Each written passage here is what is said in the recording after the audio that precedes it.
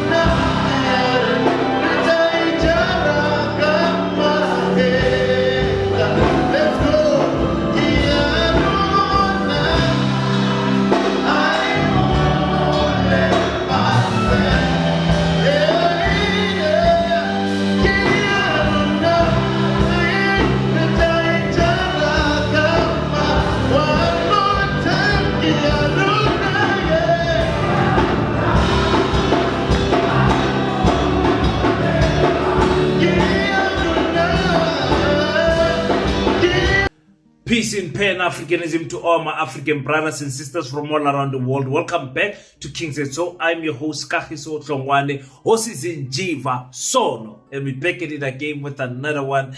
And yeah, guys, you know, as we are preparing to do something for Paseta's 1 year birthday. Yeah, Paseta is turning 1 year and is already in Uganda, Angola, Liberia, Namibia, Lesotho, and many other countries that we are looking to open Paseta. Paseta is doing well, and it's because of the support that you guys are giving us. But we really want to do something special for the 1 year birthday. So continue to donate that 1,500 rand for the bricks, ladies and gentlemen, for the 1 pallet of bricks. I'm talking about the Mike Khadebe campaign, where we are asking you guys to please donate 1,500 rand for the pallet of bricks, so that we can do something special there on the Paseta ground. We are looking to do phase 1, but phase 1 of our building project is about 1.8 million. I'm sure you guys saw the report that I gave yesterday. If you haven't, go and check that out. And thank you so much to everybody that is donating their 50 rand each and every day. We see them coming in each and every day, and we appreciate what you guys are doing for us, ladies and gentlemen. Okay, before I jump into the video, there's something that is heavily on my heart, and I want to say it. The education system has some way, somehow managed to brainwash us to think that qualifications, like qualifications are the best thing to have in life for self-gain. I'm not sure if I'm wording it properly, but let me try to bring you to light. In the olden days, when you had a qualification, a lawyer in the street, whether it's a sports qualification in the township, whether you had a medical qualification or an engineering qualification, that qualification normally benefited your immediate family and the community around you. Tell me if I'm lying on the comment section. Like people, we used to celebrate people graduating the whole entire village, because for us as African people, and usually it was the first person we see, this is a medical scientist, or this is an engineer, this is the first one in our community that we see. Even when someone goes and plays for a big team, it was the first. When someone wins an athletic medal, it was the first, and that person would use that to influence the community. But right now, it's like your qualification is your qualification and it belongs to you. Your family can't benefit from you. You are a lawyer, you can't assist anyone for free. You are a doctor, you can't help anyone for free. You are a civil engineer, but nobody can benefit from you. Your families are free to talk to you and everything. That mentality must change, ladies and gentlemen, because we have now given it a bad name and we call it black test. We like, these people are taxing us. Our family are taxing us. So the Ubuntu spirit is lost amongst us as African people. That nonsense must stop, ladies and gentlemen. And in Paseta, will make sure that the children know that whatever knowledge they gain, it is not only for their benefit, but it's for the immediate friends and family circle, and also the community that they live in. We cannot struggle to have a borehole when you are there, you've got the skills and the knowledge on how to get water underground, while the village does not have water. Come on, people. Come on, people. Something must change, Africans. Something needs to change, African people. We are too selfish. We are too selfish. Anyway, before I lose what I came here to talk about, let me get into it. So the EFF had the Vat victory march. Like I said, it is just the EFF saying, listen, we are the reason why the Vat was not increased. It's very important for the EFF to play this political game, because young people and people who watch news will remember this, and they will automatically think VAT did not increase because of the EFF, and we saw the VAT increase, the VAT victory march. That's what they want to do. Remain on the ground. That's the advice I'm giving for the EFF. Remain on the ground, but I always say, translate the numbers on the ground to the ballot. I think the EFF somewhere is losing that bridge between translating the numbers, because the EFF has got the numbers. That's why it was difficult for some of us to accept that the EFF was beaten by DA. Like, it doesn't make sense. It doesn't make sense. Because when we look at what EFF does on the ground, it looks bigger, as big as ANC in some instances. In most instances, for that matter. So remain on the ground, but translate. Find the tools to translate the ground forces into a ballot X. I'm not sure what to tolerate or nizong tolerate. EFF is excellent with the matches. EFF marched to Omotoso. Omotoso left this country. EFF is good in standing up for the people of the community, but why does it not translate into a victory for a by-election or whatever? Because that is the most important question. That is the most important question. And that question you should ask yourself as a community who benefits from the EFF and not vote for them. And also that's the same question that the leadership of the EFF needs to look at. What is it that we are doing wrong? That every time we are marching, there is numbers. But when it comes to a ballot paper, the numbers are dwindling. It's a very big concern for me, you know. And people that they need to use is young men like SIHLE LONZI. SIHLE LONZI is going to take the EFF places. Yeah, I said it. He's going to take EFF places because he is moving in the right direction. He is saying the right words and he has mastered that art. Such a young man. Listen to what he said. Certificates are withheld by the university, by the TVET colleges with immediate effect. They must be released. All young people must be showered with certificates, with their degrees and with their qualifications. The EFF is at the fourth, the son of Kwete Mantashe, and said, Kwete Mantashe, South Africa doesn't belong to you. The monies of South Africa don't belong to you. They must be shared by everyone in South Africa. We don't have a problem with the children of ANC politicians and ministers. Our fight with them is not personal, but we have a problem with favoritism. We have a problem with nepotism. We have a problem if the children of ministers and ANC politicians must jump the line when young people in South Africa are unemployed. If we are unemployed, even the child of Cyril Ramaphosa must be unemployed. If we are hungry, even the child of Kwete must be hungry. If Asinami is 70, even the child of MBALULA must not get a job.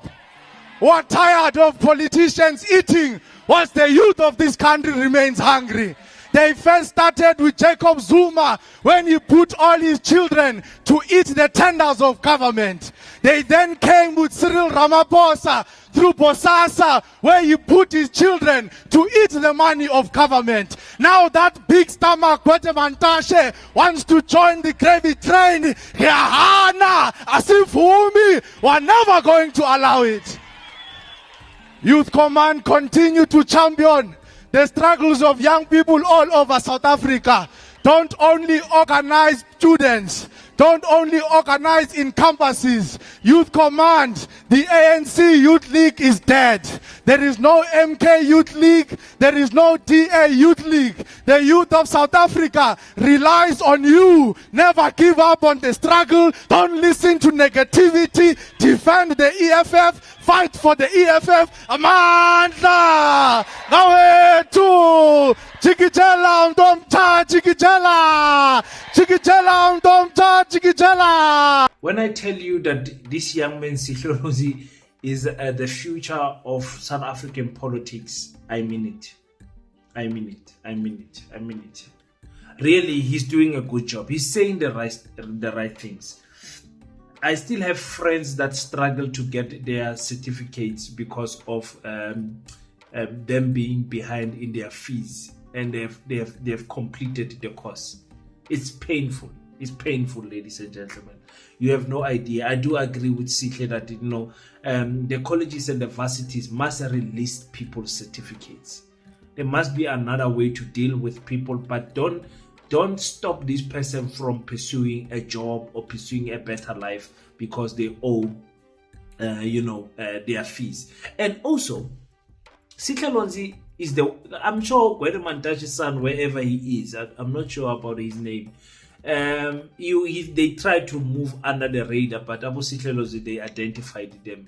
I'm sure he's having headaches because he thought he will have a good job. He will be a chairperson of SITA and whatever. That did not happen. It's thanks to SIHLE LONZI, and we must not forget to give him praise for that. I will not forget personally, because I really hate this issue of favoritism and everything. Just because King said so is the one that started Paseta. Now his son is the chairperson of some committee. No.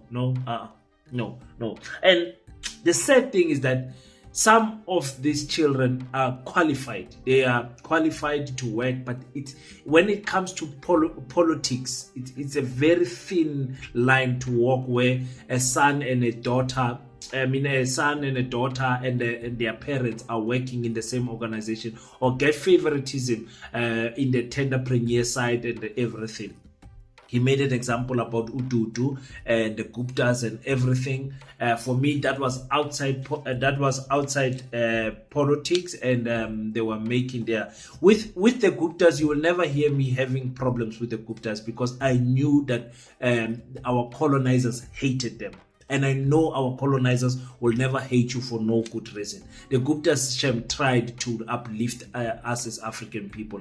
But like SIHLE is saying, these people, they are opening doors for their children. When other people have been in the tenderpreneurs, hustle for so long, and they are getting nothing. And this one, because he's in close proximity to the Guptas, and his father, whatever, gets the tenders. Unfortunately, that is how things are done. And Cyril Ramaphosa, we know, with his son, you remember he says he will take his son straight to court himself, to jail himself, when he was interviewed by Uzondo, and they were eating there with Uposasa. We know they were eating, and Mkwede Mantashe and all of that. And he says there is no youth league in the ANC, in the MK. They are dead, and they must focus into the EFF. I want to acknowledge the truth in that statement, because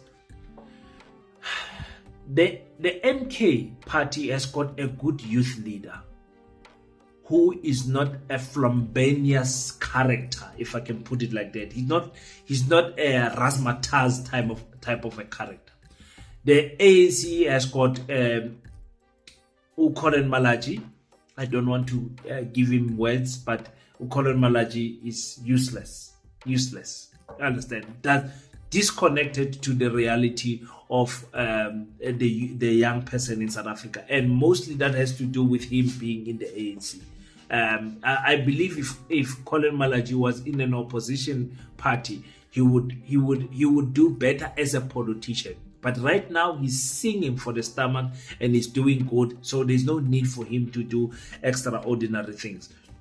The EFF has always been looked at that party of young people, but the EFF kind of lost that touch, because the young people were following crazy people at 10 years ago. When you look at the EFF, we're talking about Abu Malema, they were younger than 35 years old. Abu Dr. Ndlozi, they were younger than 30 years. Abu Umpile Mautwe, all of these people, they were young people that time, and they are the people that attracted the young people. So right now, SIHLE LONZI is aiming at the right direction. Who is going to help him? Because it can't always be him bearing the weight of this. Okay, so I'm done with that. The EFF needs to focus on youth. I do agree on that, and the youth needs to choose the political party of their lifetime. And I want to speak about FIKILE MBALULA addressing the issue of Cyril Ramaphosa not going to be available when the budget is being tabled. The president is out there in America. The budget is being tabled. Gwede Mantashe is the deputy president. What now? And the Secretary General answered that question perfectly. And this is what he said. No, the budget will come on Wednesday. The president have facilitated and ensured that budget 3.0 is back on track. There is acting president, by the way, Gwede Mantashe. So South Africa understand and will understand that the president is not on holiday. He's going to fight for them. He's going to normalize things for their interest. Our economy is not performing well. Our economy is producing jobless growth. President cannot allow certain things simply to happen and he did nothing about. He's got to account to the nation. We support President Ramaphosa. The budget must be passed. It means work is going on. Nothing stops because the president have left the country. You know, FIKILE and MBALULA says South Africans will understand. The president is not in a holiday. And understanding from their side, because they are sellouts, if it makes total sense for them to go at this time where Donald Trump is saying come. Unfortunately, that time clashed with the tabling of the budget, and Cyril Ramaphosa chose, okay, let me go with who is he living with? He left with Lamula and who's that lady there in her office? We will smoke them out. And Pakstar, and I think John Steenhuisen is also part of the delegation that left with Cyril Ramaphosa. So I'm not sure how to feel, ladies and gentlemen. I am cringing before it even starts, this negotiation, because I think the mind of Donald Trump is made up. It's made up. If it was not made up, there was going to be a robust engagement before the 49 people left. But because the 49 people have left, it means the US has already taken a position on that regard. Okay, fine. It looks like Cyril Ramaphosa was received well. People are smiling, country is there, received like a president, received with the respect of the president. Many of our journalists have traveled and have went to America. We will see.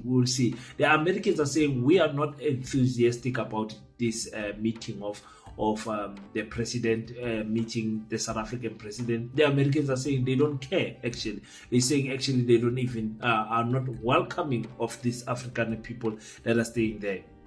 You know, and that's what we are seeing online. We see it every day. Americans are saying, what are these African people coming to do here? But we wish the president the best. He's still our president. We don't want him to be embarrassed in front of the world. And, you know, it's really embarrassing. It's really embarrassing. You reap what you sow at the end of the day, how you carry yourself. Remember, you were saying Donald Trump must keep his America and we will keep our South Africa. I will tell him he has never been here. All of the things that he was saying, Cyril Ramaphosa, now as a man will have to say it in his face. And South Africa has got a lot to lose, but a lot will be gained if Cyril Ramaphosa stands his ground and not allow Donald Trump to have a higher volume than him when he's engaging them. That's what we are wishing for. Really, I'm honest with you guys. I don't want Cyril Ramaphosa to be embarrassed on television. I don't want it. I want, even though we will gain nothing and we will be in a sellout position, I would love him to come out there shaking hands with the president, and the president saying, we will look into this issue of genocide. The delegate from South Africa has explained a little bit better to us, came with numbers, came with evidence and everything. And even saying that is kind of crazy. Why are we explaining ourselves to these people? Hey, why are we explaining ourselves then? Why? Hey, because the Secretary General is saying that the economy is not growing. It's like we need America. We are not as big as China to say, hey, Futsek, we will grow and we'll do. China has got 1.5 billion people, and South Africa has got only 50 something, or we're at 62 now. But really, we are not there where we can say we can challenge them head on. If we are not there, that's how the ANC is thinking. For me, if it was King said so, the president there, I would not, number one, I would have never went there. Number two, I would have revoked the citizenship of the South Africans that go to America, because we know Trump is not going to be a president forever. They will come back running. They will have to apply for citizenship here and they will not get it. Full stop. That's how I would have treated it. And then we will struggle with our BRICS partners, and we will struggle with our African trading partners, and that's it. Life continues. Just ignore the US. That's how I would have done it, but I'm not the president. But like I said, I don't want our president to be embarrassed, because the whole country is going to look like a joke if he embarrasses us. People are saying he's good in negotiation. Let's see what is going to happen. Thank you so much, guys, for tuning in. Please keep that thought that I said about qualifications. Your qualifications are not your qualifications alone. Let your family benefit from your qualifications. If you are good in typing, if you are good in whatever that you are doing, administrative work, don't let your family business or family something suffer because you don't want to assist them. Your qualification is for everyone, including your neighbors, including your surrounding area, including the entire village. Anyone that you can help, please help them with your qualifications. Until we meet again, don't forget to pray. But after you pray, stand up, African child. Do your best so that God can do the rest. Peace. Pan-Africanism. I salute you.